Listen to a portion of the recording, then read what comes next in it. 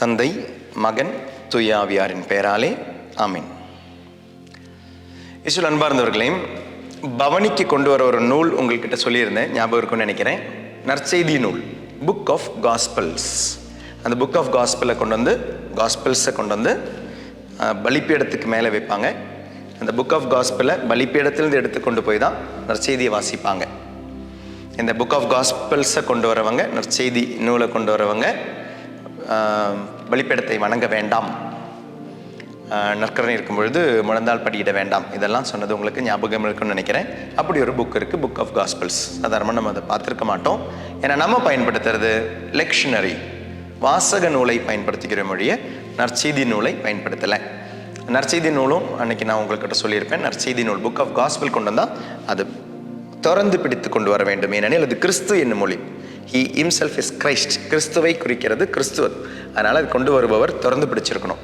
ஆனால் லெக்ஷனரி கொண்டு வர வேண்டிய அவசியம் இல்லை. ஆனால் பைபிள், திருவிவிலியம் மொத்தத்தில் கொண்டு வந்தாங்கன்னா அதை அடைத்து தான் கொண்டு வரணும், மூடி தான் கொண்டு வரணும், அதை திறந்து கொண்டு வரக்கூடாதுன்னு சொன்னேன். ஏனெனில் அதில் இறைவாக்கினர் உண்டு, அரசர்கள் உண்டு, எல்லாருமே இருக்கிறதுனால பைபிள் கொண்டு வந்தாங்கன்னா அதை மூடி இருக்கணும். புக் ஆஃப் காஸ்பிள்ஸ் கொண்டு வந்தாங்கன்னா அது திறந்துருக்கணும்னு சொன்னேன். அப்போ 2 புத்தகம் இருக்குது. லெக்ஷனரி இருக்குது, புக் ஆஃப் காஸ்பிள் இருக்குது. வாசக நூல் இருக்குது, நற்செய்தி நூல் இருக்குது. வாசக நூல் என்னெல்லாம் இருக்குது? த்ரூ அவுட் த இயர் வாசிக்க வேண்டிய எல்லா வாசகமும் இருக்குது. அதில் ஃபர்ஸ்ட் ரீடிங் இருக்கும், முதல் வாசகம் இருக்குது, 2ஆம் வாசகம் என்னென்ன இருக்கும், நடுவில் அதை வாசிக்கிற அந்த தியானம், அந்த பதிலுரை பாடல் என்னென்ன இருக்கும், நற்செய்தி அன்றைய நற்செய்தி என்னென்ன இருக்கும். ஸோ எல்லாமே அடங்கியதான் லெக்ஷனரி. அதை நீங்கள் திறந்து பார்த்தீங்கன்னா இன்னைக்கு இன்ன டேட்டில் ஏப்ரல் மாதம் 8ஆம் தேதி என்ன வாசகம், அப்படியே அழகாக இருக்கும். அதில் என்ன வாசகம் அப்படின்றது கரெக்டாக இருக்கும். அதில் முதல் வாசகம் இன்னைக்கு இருக்கா, 2ஆவது வாசகம் இருக்கா, நற்செய்தி வாசகம் இருக்கா, பதிலுரை பாடல் என்ன, அது எல்லாமே இருக்கும். அது மட்டும் கிடையாது, அன்றைக்கி ஏதாவது புனிதர்களுடைய திருவிழா இருக்கா, அன்றைக்கி ஃபாதர் எந்த கலர் ட்ரெஸ் போடணும், இது எல்லாமே இருக்கும். இயேசுவில் அன்பார்ந்தவர்களே, இது லெக்ஷனரி என்றால் புக் ஆஃப் காஸ்பிளில் நற்செய்தி நூல் மட்டும்தான் இருக்கும். இந்த நற்செய்தி நூல், நற்செய்தி மட்டும்தான் இருக்கும். இந்த நற்செய்தி என்பது இயேசு கிறிஸ்து தான். அதனால் நம்மளுடைய சர்ச் ஃபாதர் சொல்லுவாங்க, இந்த புத்தகத்தின் வழியாக தான் பைபிள் என்னும் பெரிய புத்தகத்தை பார்க்கணும். நற்செய்தி என்னும் நூலின் வழியாக தான் விவிலியம் என்னும் நூலை பார்க்கணும். அப்போ நற்செய்தி என்பது என்ன? It is like a lens. இந்த லென்ஸ் வழியாக தான் நமக்கு நிறைய விஷயங்கள் பார்க்கணும். அப்படின்னா ரொம்ப நுணுக்கமாக இருக்குது. அந்த வார்த்தை எனக்கு புரியல ஃபாதர், விடுதலை பயணத்தில் இந்த வார்த்தை எனக்கு புரியல ஃபாதர், சங்கீதத்தில் இந்த வார்த்தை புரியல ஃபாதர், சிராக்கு ஞானத்தில் இந்த வார்த்தை புரியல ஃபாதர். இந்த வார்த்தை உங்களுக்கு புரியலைன்னா எதிலிருந்து தெரியுமா பார்க்க வேண்டும்? நற்செய்தியிலிருந்து இதை பார்க்க வேண்டும். இங்கிருந்து நற்செய்தியை பார்க்கக்கூடாது, நற்செய்தியிலிருந்து அதை பார்த்து பாருங்கள். இயேசுனுடைய கண்களிலிருந்து அந்த வசனத்தை பார்த்து பாருங்கள், அப்போ உங்களுக்கு அந்த வசனம் புரியும். இயேசுனுடைய கண்களிலிருந்து திருவெளிப்பாடை பார்த்து பாருங்கள், உங்களுக்கு புரியும். ஸோ நம்மளுடைய லென்ஸ் அப்படின்றது நற்செய்தி, அந்த லென்ஸை வச்சு பார்க்கணும். இனி இதில் சில டைம் நீங்கள் பார்த்துருப்பீங்க, உங்கள் கையில் அருள்வாக்கு அப்படின்ற புக்கெல்லாம் இருக்கலாம், அன்றாடம் வாசகங்களுடைய புக்கெல்லாம் இருக்கலாம். இன்றைக்கி வாசகம் என்னன்னு தெரியறதுக்கு அதில் நீங்கள் பார்த்தீங்கன்னா வருடம் ABC 1, 2, 3 அப்படின்னு இருக்கும். சாதாரண நாளில் வீக் டேஸில் இருப்பது 2 வருடங்கள் தான், இயர் A, இயர் B. ஞாயிற்றுக்கிழமைகளில் மட்டும் இயர் A, B, C இருக்கும். இனி அன்றாடம் திருப்பலிக்கு போகிறவங்க நீங்கள் நல்லா கவனிச்சிங்கன்னா, அன்றாடம் நீங்கள் திருப்பலிக்கு மிஸ் பண்ணாமல் நீங்கள் 2 வருஷம் போய் பாருங்கள் திருப்பலி, டெய்லியும் திருப்பலிக்கு போய் பாருங்கள். டெய்லியும் திருப்பலிக்கு நீங்கள் போனீங்கன்னா நீங்கள் ஹோல் பைபிள் வாசித்து முடிச்சிருவீங்க. வாசிக்கப்படுகின்ற வாசகங்கள் நீங்கள் கவனிச்சிங்கன்னா, இல்லை அது கவனிக்கிறதுக்கு முன்னால் நீங்கள் வாசிச்சுட்டே நீங்கள் போனீங்கன்னா 2 வருஷத்தில் நீங்கள் பைபிள் மொத்தமாக வாசித்து முடிச்சிருவீங்க. இனி இல்லை ஃபாதர் நான் சண்டே மட்டும் போகிற ஆள் அப்படின்னா 3 வருஷத்தில் நீங்கள் பைபிள் வாசித்து முடிச்சிருவீங்க. அப்படி தான் திருச்சபை நமக்கு அவ்வளோ அழகாக தந்திருக்கு.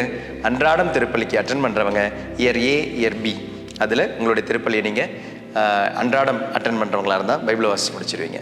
ஞாயிற்றுக்கிழமைகளில் மட்டும் பங்கெடுப்பவர்களாக இருந்தால் year A, year B, year C அப்படின்ற ஒரு விதத்தில் உங்களுடைய whole Bible will be finish reading. அன்றாடம் திருப்பலி இல்லைன்னா ஞாயிற்றுக்கிழமை திருப்பலி மட்டும்.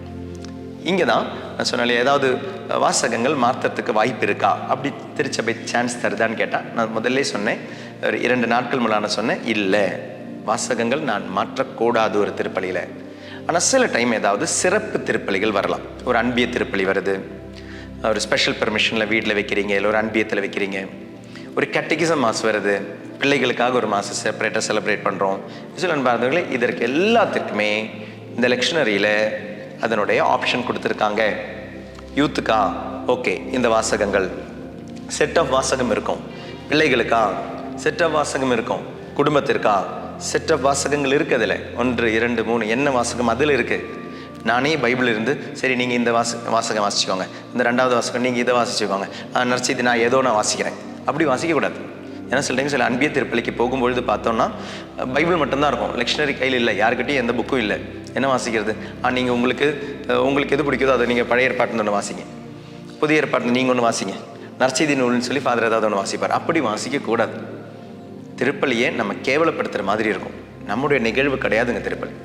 திருப்பலி இது மூவொரு இறைவனுடைய செயல். அது அந்த மூவொரு இறைவனுடைய செயலில் அந்த மரியாதையோடும் அந்த ஒரு மகிமையோடும் அந்த ஆராதனோடையும் பார்ப்போம். திருப்பலியினுடைய வாசகங்கள் நான் எடுக்க வேண்டியதல்ல.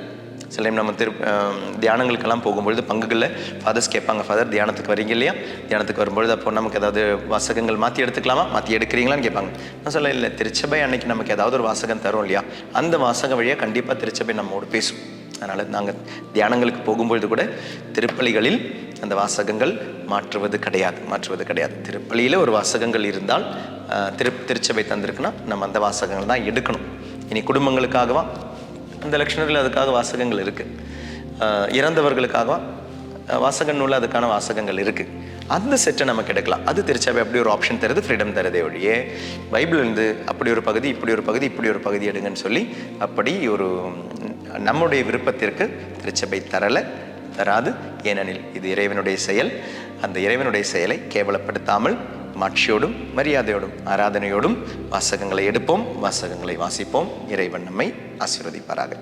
தந்தை, மகன், தூய ஆவியாரின் பெயராலே ஆமென். தேங்க்யூ. God bless you. கருணை நாதரே